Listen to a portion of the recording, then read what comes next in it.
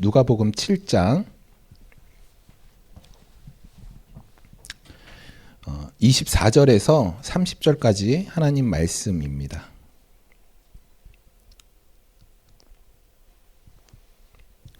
네, 우리 하나님 말씀 교독하도록 하겠습니다. 제가 먼저 읽겠습니다. 요한이 보낸 자가 떠난 후에 예수께서 무리에게 요한에 대하여 말씀하시되 너희가 무엇을 보려고 광야에 나갔더냐? 바람에 흔들리는 갈대냐?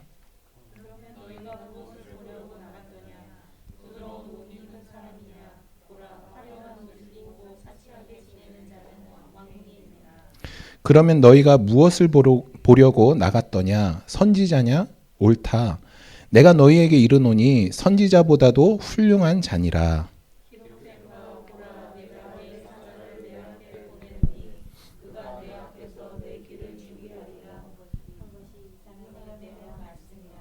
내가 너희에게 말하노니 여자가 낳은 자 중에 요한보다 큰 자가 없도다. 그러나 하나님의 나라에서는 극히 작은 자로다.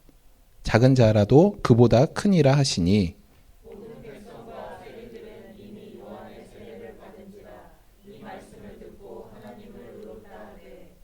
바리새인과 율법 교사들은 그의 세례를 받지 아니하므로 그들 자신을 위한 하나님의 뜻을 저버리니라.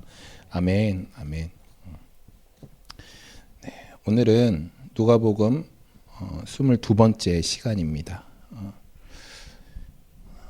우리 지난주에 이제 세례 요한이 어떻게 의심을 했는지, 또 그 의심이 참 쓸데없는 의심이 아니라 정말 우리에게도 필요한 의심이다. 질문이다.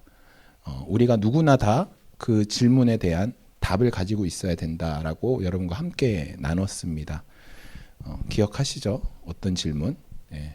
우리에게 예수님은 어떤 존재인가? 메시아가 어떤 존재인가? 정말 메시아만으로 만족할 수 있는가? 우리가 생각하는, 우리가 꿈꾸는 그 메시아의 모습과 말씀에서 말하는 그 메시아의 모습이 맞는가? 결론은 말씀에서 말하는 것, 말씀에서 예수 그리스도를 어떻게 말하고 있는지, 말씀에서 하나님 나라가 어떤 나라인지에 대해서 우리가 알아야 된다라고 말씀드렸죠. 내가 꿈꾸는 것, 내가 상상하는 것을 쫓아가는 믿음이 아니라 말씀에 근거한 믿음, 이것이 우리에게 필요하다라고 여러분과 함께 나눴습니다. 오늘 본문은 세례 요한의 제자들이 이제 떠나가요. 예수님 앞에 질문을 하고 떠나가죠. 이제 지난주에 이야기한 것처럼 정말 당신이 진짜 메시아냐? 우리가 다른 메시아를 기다려야 하느냐라는 이 질문에 대해서 예수님이 말씀해 봐라. 가난한 자가 또 맹인이 안진뱅이가 일어나고 죽은 자가 살아났던 건 이것을 세례 요한에게 가서 알려라라고 예수님 말씀하시죠. 이것은 이사야서에 나온 메시아에 대한 예언이다라고 말씀드렸죠. 그렇게 이제 이야기한 뒤에 세례 요한의 제자들이 이제 떠나갑니다. 그리고 예수님과 이제 제자들 또 그 주위에 많은 사람들이 이제 주위에 있었죠. 그때 예수님이 질문을 던져요. 오늘 본문은 예수님의 질문으로 시작을 합니다. 그 질문이 무엇이냐면 너희가 무엇을 보려고 광야에 나갔더냐라는 질문이에요. 이게 무슨 말이냐면 세례 요한이 어디에 있었죠? 여러분, 우리 누가복음 처음과 복음서 앞부분에 보면 세례 요한이 어디에 있었는지 나오죠. 세례 요한은 광야에 있었죠. 광야는 도심지랑 다르죠. 광야는 내가 마음을 먹고 작정을 하고 나가야지 광야로 나갈 수 있는 것이에요. 어디 지나가다가 그냥 볼 수 있는 게 아니라 광야는 내가 나가야 돼요. 작정을 하고 광야로 가야 돼요. 세례 요한은 광야에서 예수님의 오심을 선포한 구약의 마지막 선지자예요. 그런데 그 세례 요한을 보기 위해서 많은 사람들이 광야로 몰려갔어요. 그리고 광야에서 세례 요한에게 세례를 받았죠. 예수님이 그걸 질문하는 것이에요. 너희가 무엇을 보려고 광야에 나갔냐? 예수님의 질문이죠. 이 질문은 연속해서 3번이나 오늘 본문에 기록되어 있어요. 세례 요한이 요단강에서 회개의 복음을 전하고 세례를 베풀 때 수많은 사람들이 세례 요한 앞에서 세례를 받았죠. 주님은 왜 이 사람들이, 너희들이 지금 예수님 앞에 모여있는 그 사람들이 광야로 나가서 복음을 듣고 세례를 왜 받았냐라는 질문이에요. 너희들 왜 나가서 세례 요한한테 왜 세례 받은 거야? 라고 예수님이 질문하는 거예요, 사람들에게. 여러분, 사람들마다 세례 요한에게 나갔던 그 목적들은 다 달랐겠죠. 그렇죠? 각자의 이유가 있었겠죠. 뭐 애통하고 회개하려고 세례 요한에게 나갔던 사람들도 있는가 반면, 그냥 세례 요한의 소문을 듣고 야, 도대체 누구야 그 사람이? 그렇게 유명해 하고 그냥 궁금증을 가지고 세례 요한에게 나갔던 사람들도 있었겠죠. 또 메시아를 기다리는 그 간절한 마음으로 세례 요한을 찾아갔던 사람도 있었겠죠. 사람들이 세례 요한을 찾은 다양한 목적, 다양한 이유가 있었어요. 그런데 그 다양한 이유 말고 그 많은 사람들이 세례 요한을 찾았던 공통된 목적이 있었어요. 그것이 바로 26절에 기록되어 있어요. 그러면 너희가 무엇을 보려고 나갔더냐? 선지자냐? 옳다. 예수님이 이렇게 말씀하시는 거예요. 사람들이 선지자를 보려고, 그 구약의 마지막 선지자, 400년 동안 침묵하다가 드디어 하나님이 입을 떼서 말씀하시기로 작정하시고 그 마지막 선지자를 세운 그 세례 요한을 보기 위해서 그 사람들이 다 광야로 나갔다라는 것이에요. 여러분, 지금도 많은 사람들이, 제가 지난번에 여러분들께 이야기했지만 세상의 것으로 자신을 채우려고 해요. 그런데 그것으로 채울 수 없다는 것을 알고 있어요. 사람들은 알고 있죠. 그래서 내 안 채워지지 않는, 아무리 수많은 물질로 나를 채우려고 하고, 요즘에는 먹방이 유행이죠. 제가 요즘에 그 건강을 이제 이유로 평생 건강하게 살아야겠다라는 생각으로 이제 건강식을 먹어요. 그동안 야채는 입을 대지 않았던 제가 이제 야채를 먹기 시작했어요. 그 야채를 먹고 버섯을 먹고, 제가 제일 좋아하는 게 김치찌개 딱 밥이거든요. 찌개 밥, 부대찌개 밥, 스팸의 밥, 침이 그냥 소세지의 밥, 초딩 입맛인데 요즘에 닭 안 먹어요. 한 달 됐어요, 안 먹은 지. 라면도 안 먹고 그냥 야채랑 이제 밥도 조금 먹고 두부랑 막 이런 걸 먹어요. 그러니까 제 와이프가 저한테 자꾸 기운 없어 보인대요. 실제로 기운이 없어요. 그리고 계속 생각나요. 눈을 감으면 먹는 게 막 떠다니고, 막 스팸이 떠다니고, 찌개에다가 그 하얀 밥에 찌개 탁 한번 뿌려갖고 그냥 삭삭삭 해갖고 스팸 따끈따끈한 거 탁 올려갖고 그냥 한 입 딱 먹으면은 정말 모든 스트레스가 풀릴 것 같은데, 네. 이렇게 목사가 이런 식으로 얘기해서 죄송하지만 낙이 없어요. 낙이 없어요. 네. 여러분, 이렇게 먹는 것 하나 조절하느라, 이렇게 먹는 것 조금 절제하면서 먹는다고 이렇게 제 안이 허해요. 그래서 계속 먹을 걸 갈망해요. 근데 여러분, 제가 마음껏 먹을 때 제가 만족했나요? 아니요. 마음껏 먹을 때도 늘 다른 음식들을 탐했어요. 더 맛있는 것, 더 좋은 것, 더 자극적인 걸 탐했어요.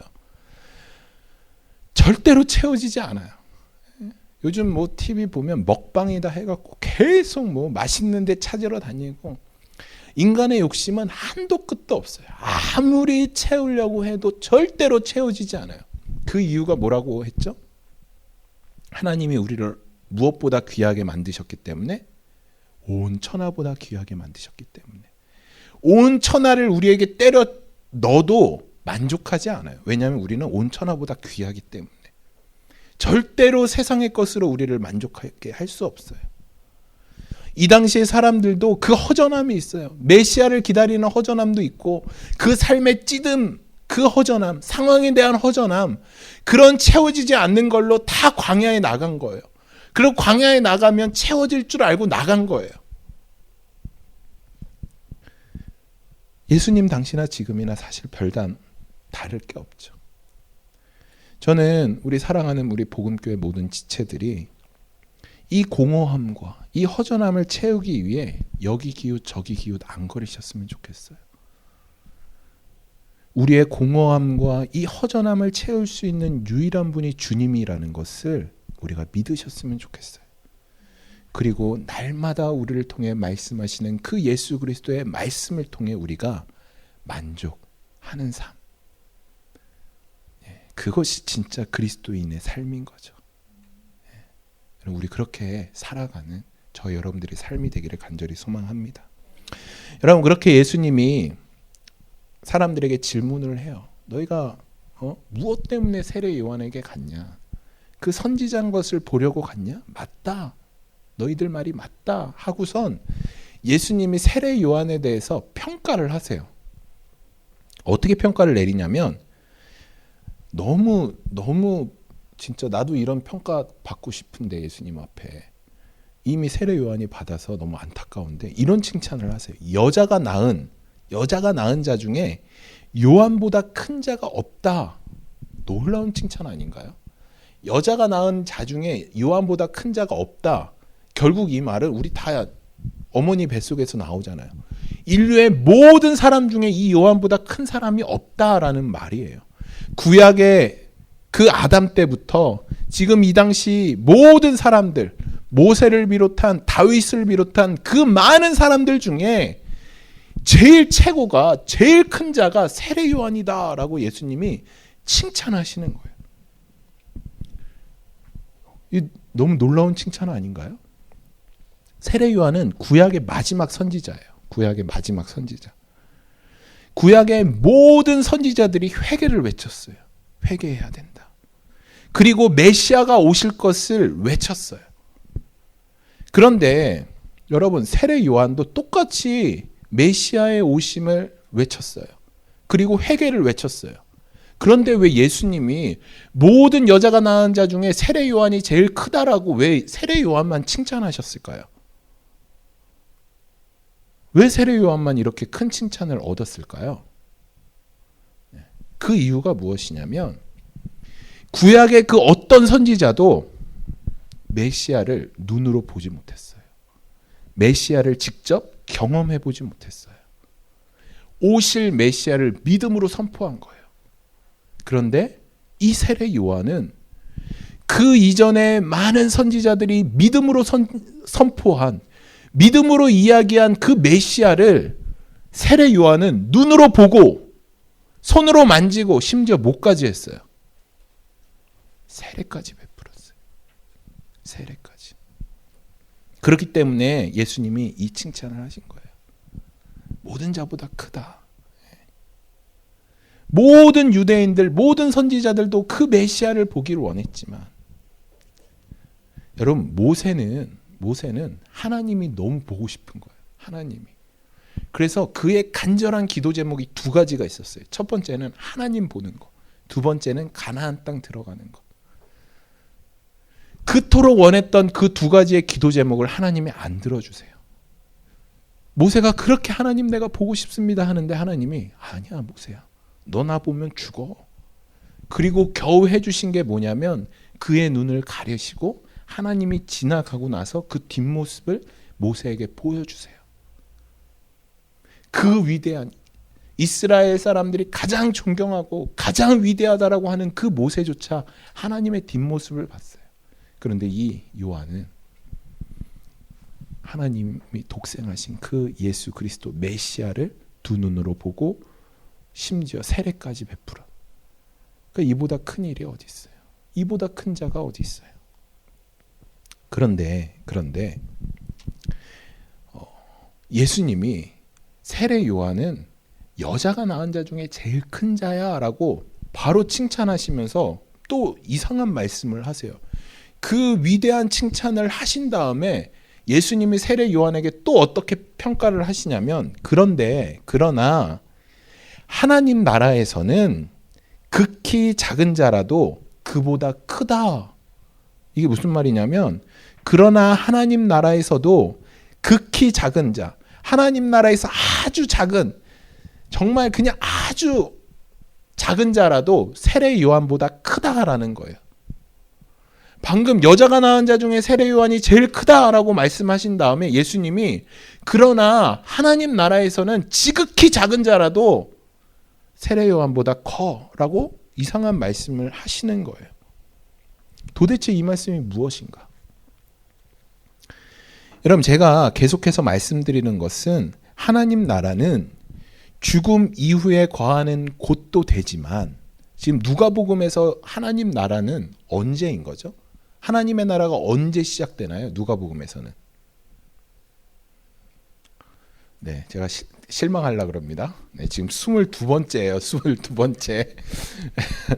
네, 방문하신 분들도 계신데 제 질문을 하지 말아야 네, 땀이 날라 그런. 이거는 알아야 돼요, 여러분.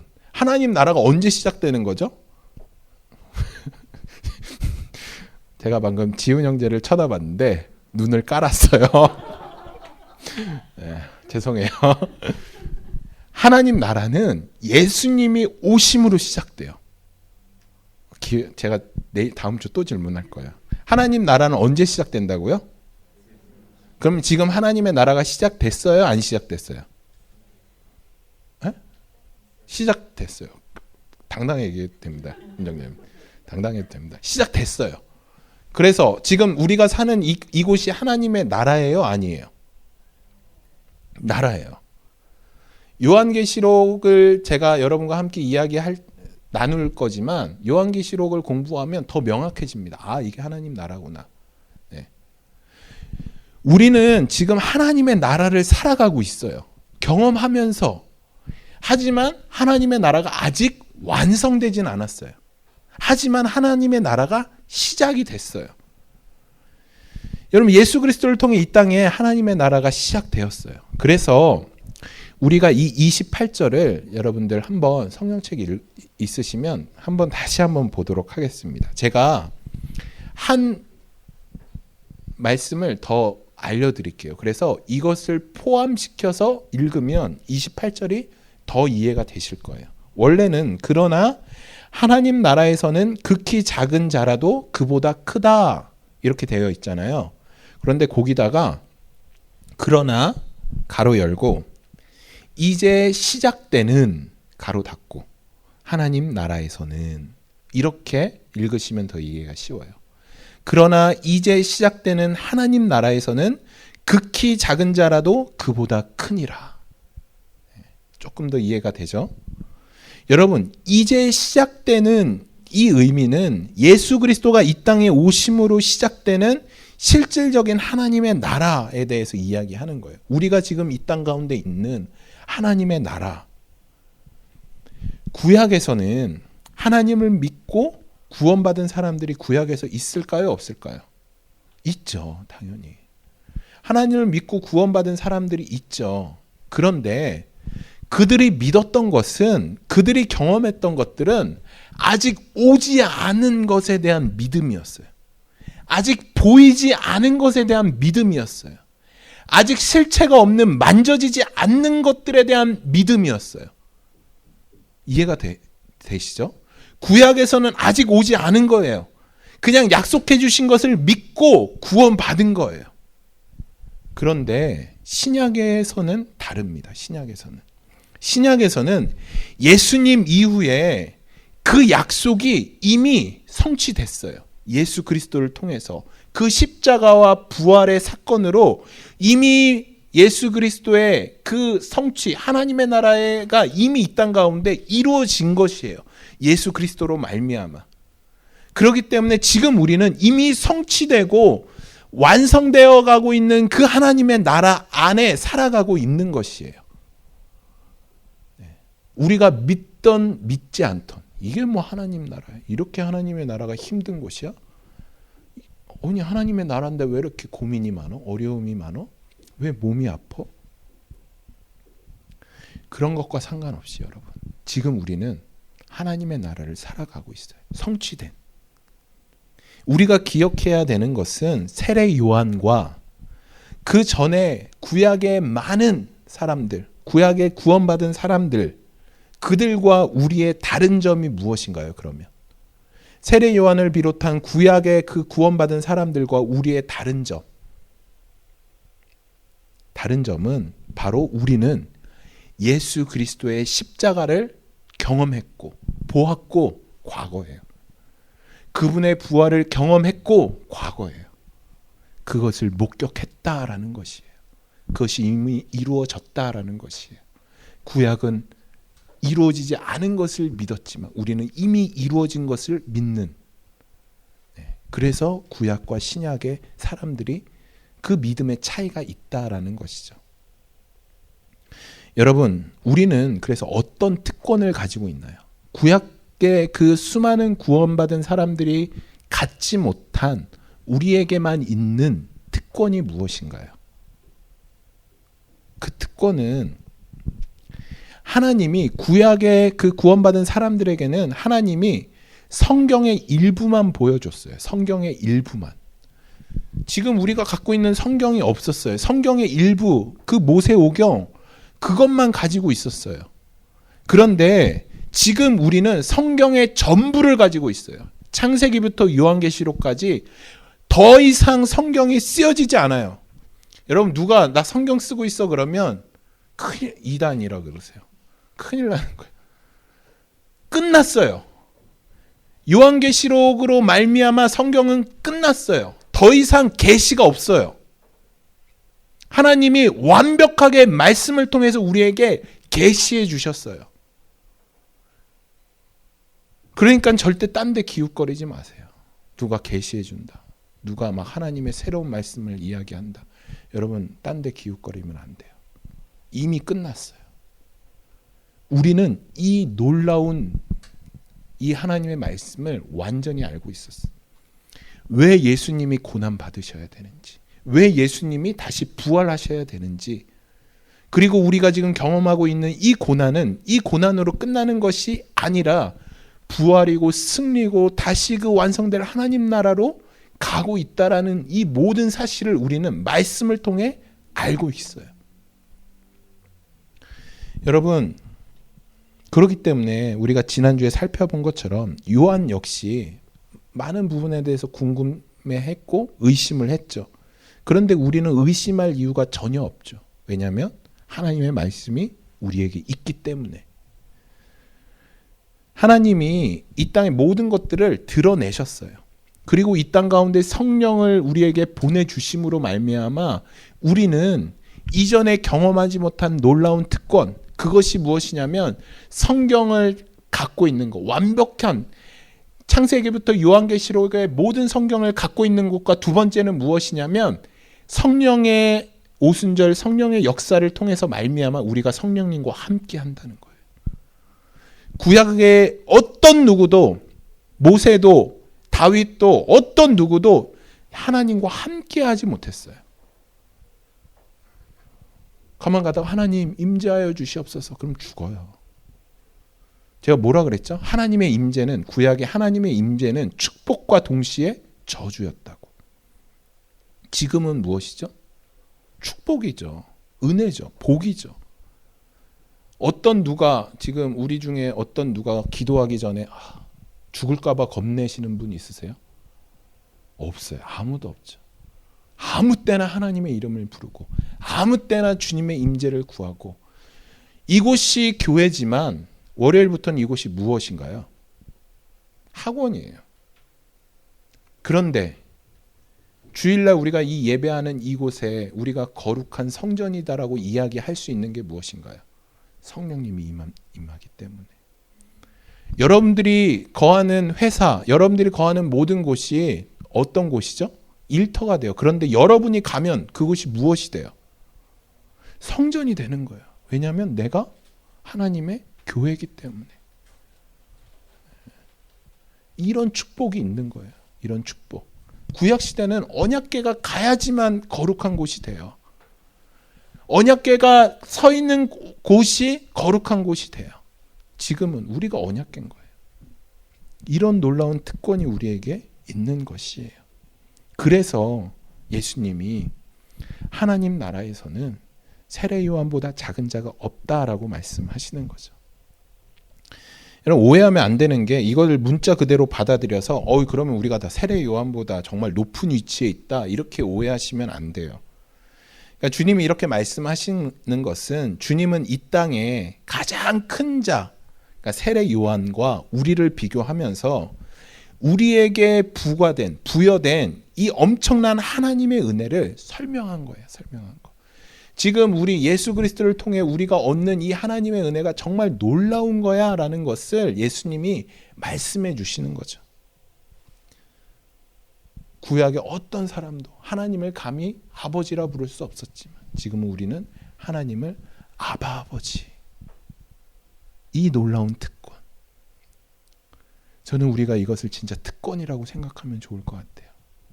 정말 이것을 은혜라고 생각하시면 좋을 것 같아요. 정말 이것을 복이라고 생각하시면 좋을 것 같습니다.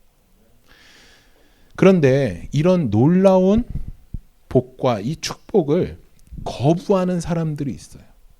오늘 말씀을 보면 바리새인과 율법 교사들은 그의 세례를 받지 아니하므로 그들 자신을 위한 하나님의 뜻을 저버렸다라고 말씀하고 있어요. 세례 요한과 그 모든 백성들, 세리들은 세례를 받았죠. 그런데 이 바리새인과 율법 교사들은 세례를 받지 않았어요. 왜 이들이 세례를 받지 않았을까요? 바리새인과 율법 교사들은. 왜냐하면 바리새인과 율법 교사들은 자신들 어떻게 생각했냐면 의인이라고 생각했어요. 나는 율법을 다 잘 지켜. 나는 모든 하나님의 말씀을 다 잘 지켜. 여러분, 지금 사는 이제 주이시들 있잖아요. 이 주이시들한테 이제 물어봤어요.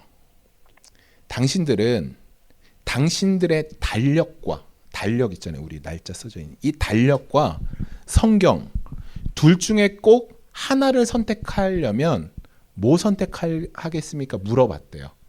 그랬더니 이 주이시들이 어떤 걸 선택했는지 아세요? 유대인들이 달력과 하나님의 말씀인 성경, 하나님의 말씀 둘 중에 어느 거 선택하겠습니까? 당연히 하나님의 말씀이라 줄 알았는데 그 사람들은 달력을 선택한대요. 그러니까 왜 달력을 선택하냐면 여러분, 유대인들은 수많은 절기들이 있어요. 초실절부터 시작해갖고 맥추절 어마어마한 절기들이 있어요. 그 절기들이 그 달력에 빽빽히 기록되어 있어요. 유대인들은. 그래서 그 절기를 다 지키는 거예요. 유대인들은. 정말 완벽히 지켜요. 전통 유대인들은. 그렇기 때문에 하나님의 말씀보다 하나님이 행하라고 한 것을 그들이 지키려고 노력하기 때문에 이 달력을 선택한다는 거예요. 그리고 이 달력을 선택함으로 그 달력을 봄으로 해서 하나님이 지키라고 하는 모든 것들을 지키기 위해서 달력을 선택한대요. 여러분, 바리새인들은 그런 사람들이에요. 하나님의 말씀을 다 지킨다라고 생각해요. 그리고 그 하나님의 말씀을 다 지킴으로 자신들이 의인이라고 생각해요.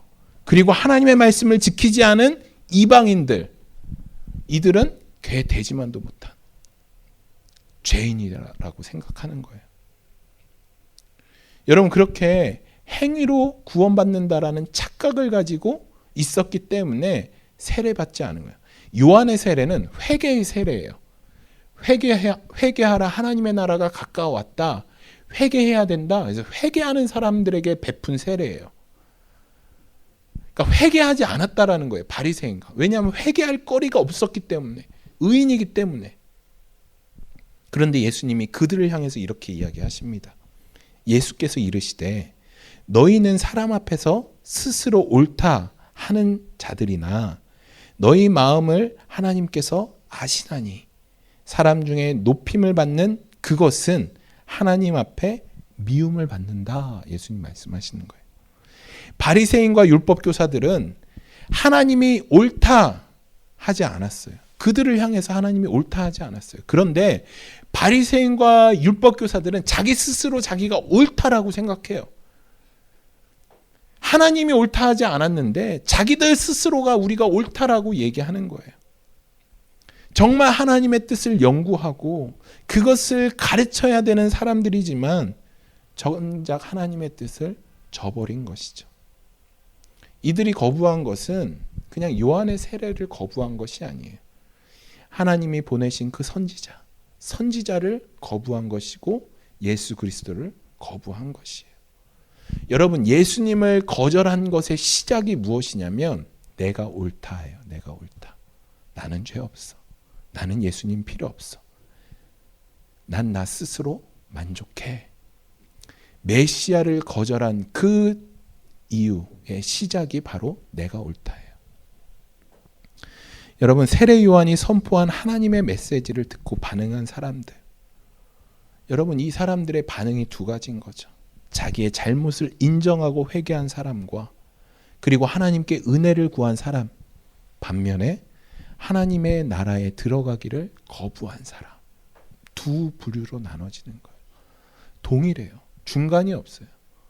이 땅에는 하나님의 그 은혜를 간구하며 주님의 은혜만 전적으로 필요합니다라고 외치는 사람과 반면 필요 없습니다. 나 스스로 해결할 수 있습니다라고 내가 옳다라고 생각하는, 그래서 하나님 나라를 들어가기를 거부하는 사람과 딱 이 두 부류만 있다라는 것이죠.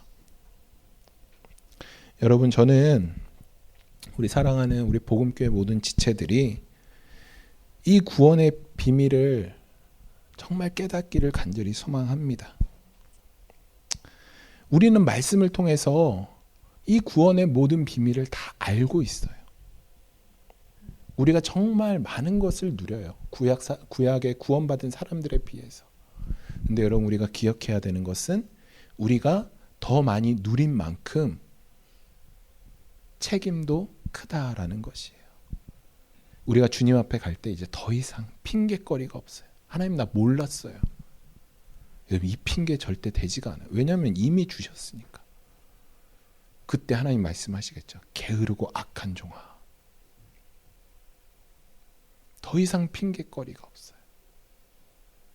여러분, 그렇기 때문에 우리 더 말씀 보는데 더 노력하셔야 돼요. 이 말씀에서 하나님 뭐라고 이야기했나? 내가 놓친 건 없는가? 그리고 이 말씀을 통해서 우리가 깨달아야 하는 것. 내가 옳다 하는 인생이 아니라 주님 말씀이 맞습니다. 내가 죄인입니다. 하며 끊임없이 하나님의 은혜를 간구하는 저와 여러분들의 삶이 되기를 소망합니다. 여러분, 말씀을 마무리하겠습니다. 여러분, 저는 이 질문을 던지면서 오늘 말씀을 마무리하고 싶어요. 여러분은 어느 편에 서 계신가요? 세례 요한에게 그 세례 받았던, 내가 죄인이구나, 그것을 깨닫고 세례 요한에게 세례 받았던 사람 편인가요? 아니면 그 바리새인들과 율법 교사들처럼 내가 옳아, 난 세례 받을 필요 없어, 회개할 필요 없어 하는 편에 서 계신가요? 우리 사랑하는 복음교회 모든 성도들이 저는 이 믿음 있기를 소망합니다. 정말 회개하고 하나님의 나라가 가까워왔다는, 하나님 나라가 이 땅 가운데 선포되어졌다는 그 믿음으로 우리가 날마다 회개함으로 하나님의 은혜를 간구하며 그분 은혜 없이는 내가 단 하루도 살 수 없습니다라는 그 고백으로 우리가 살아가기를 간절히 소망합니다. 여러분, 이 시간 우리 함께 기도하겠습니다.